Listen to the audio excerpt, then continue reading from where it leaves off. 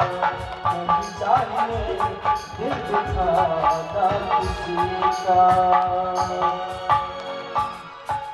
भक्त वसल भगवान की जय, सच्चे दरबार की जय, सतगुरु महाराज की जय।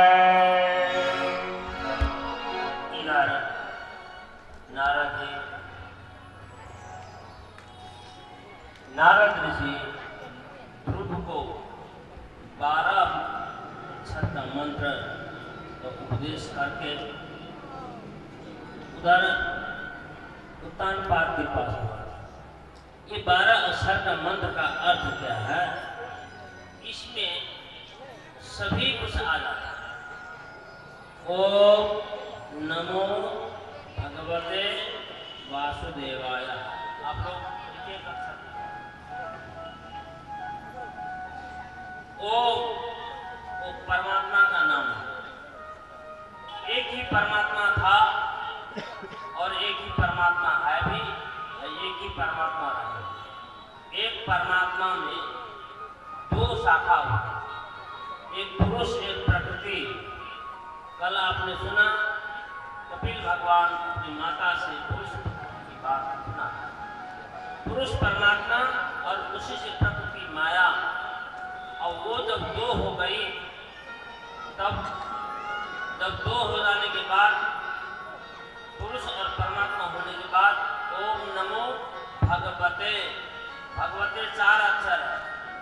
4 अक्षर में 4 अवस्था, जागृत, स्वप्न, सुषुप्ति और तुर्य।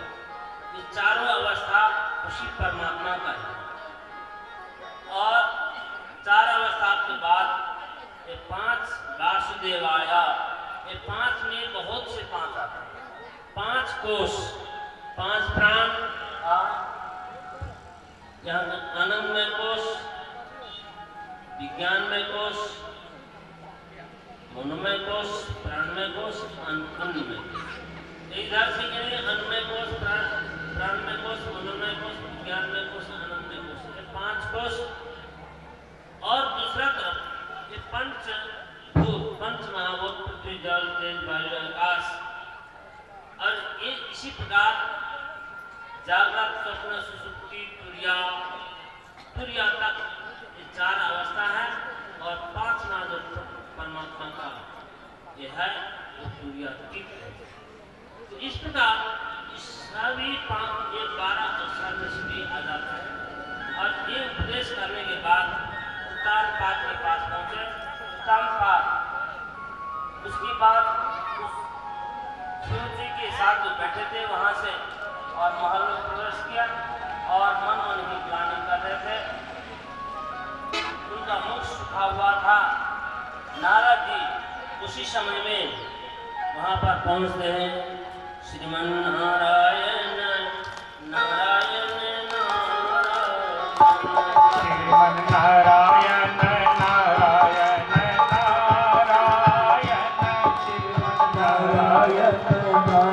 नारायण नारायण, श्रीमद नारायण नारायण नारायण, श्रीमद नारायण नारायण नारायण, श्रीमद नारायण नारायण नारायण, हसमन नारायण नारायण नारायण, हसमन नारायण नारायण नारायण, श्रीमन नारायण नारायण नारायण, श्रीमद नारायण नारायण नारायण।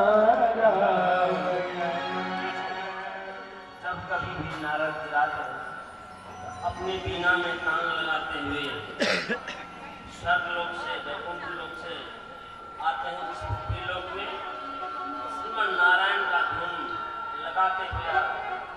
इसका भी बहुत रहस्य है। और जब वहाँ पहुँचे तो राजा उत्तानपाद उनका पाठ प्रक्षालन और पाप प्रक्षालन करके अभी विधिवत पूजन करते हैं। और उसके बाद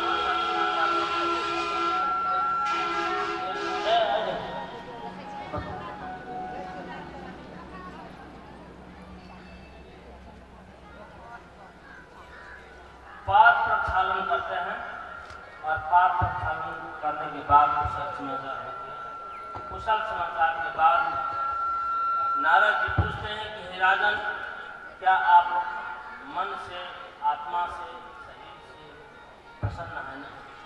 राजा कहते हैं, क्या कहूँ महाराज, क्या कहूँ ऋषिवर, मैं इतना स्त्रीण हूँ, स्त्रियों की बात में आकर के मैंने अपने बाल बच्चे को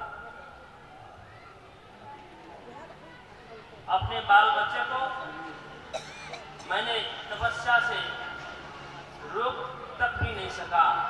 मेरे सामने में जो तपस्या करने के लिए जा रहा था उसको कम से कम समझा भी नहीं सका, रोक भी नहीं सका। अब तो वो बालक जंगल में कैसे रहता होगा, जंगल में कैसे रहता होगा। वहाँ शेर, बाघ, भालू, अनेक प्रकार के जंतु रहते हैं, चोर, डाकू, और वहाँ खाने पीने की असुविधा होगी, कैसे रहेगा। इसीलिए मेरा हृदय व्यथित हो रहा है।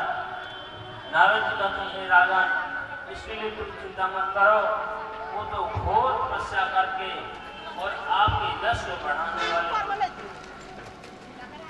आपकी यश को सुदुष्करम कर्म कृत्वा लोक काले रवि प्रभु तो राजन भी पुण्यं सभा। सुदुष्करम कर्म कृत्वा, जो दुष्कर कर्म है, जो बहुत कठिन है, ऐसे कर्म करके आपके विपुल यश को, बहुत बड़े यश को बढ़ाया। इस प्रकार आश्वासन दे करके फिर अपने वीणा में तांग लगाते हुए नारद जी अपने लोक प्रस्थान करते हैं। इधर ध्रुव और तपस्या के क्रम में देखिए, कोई भी चीज एकाएक नहीं होता है, धीरे धीरे यानी शनै शनै पर में बुद्धा देते थे। धीरे धीरे तपस्या, पहले तो अन्नहार छोड़ करके फलाहार में आ गए। फलाहार करते करते पात आहार करने लगे।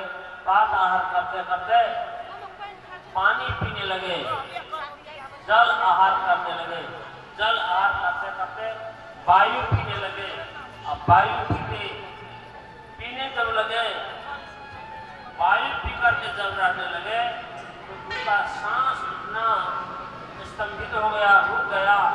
तो ध्रुव के साथ और सब भी देवताओं को सांस रुकने लग गया।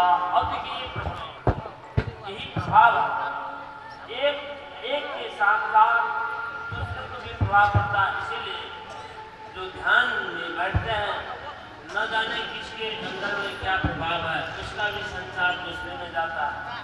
खराब प्रभाव का खराब प्रभाव, अच्छा प्रभाव का अच्छा प्रभाव। इसलिए अच्छा प्रभाव वाले के पास बैठना चाहिए, उठना चाहिए। खराब प्रभाव वाले के साथ उठना बैठना नहीं चाहिए।